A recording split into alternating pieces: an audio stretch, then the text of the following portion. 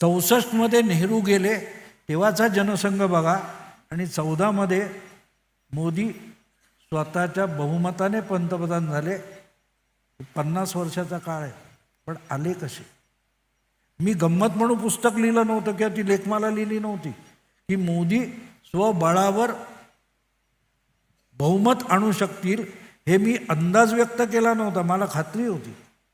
कारण भाजपकडे 1984मध्ये भाजपचे अवघे 2 खासदार आले आणि राजीव गांधी टिंगल करताना म्हणाले, लोकदल होतं त्यांचे 3 आणि भाजपचे 2, तर ये तो 2 या 3 बच गए, असं राजीव गांधी टिंगल करून बोलले होते. 2 पासून 282 आकडा याला 84 पासून 14, 30 वर्ष गेली. तर त्यामध्ये जी मध्यंतरी काय काय स्ट्रॅटेजी आखली आहे.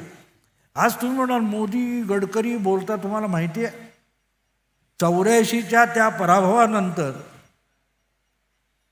ठराविक संघाच्या नेत्यांनी निर्णय घेतला आणि आपल्याला नेक्स्ट जनरेशन लीडरशिप उभारावी लागेल हे ठरवलं. त्यातून तुम्हाला राजनाथ सिंग, मुंडे, गडकरी, मोदी या सगळे दिसत आहेत ना, ते त्या पहिल्या शिबिरातले आहेत.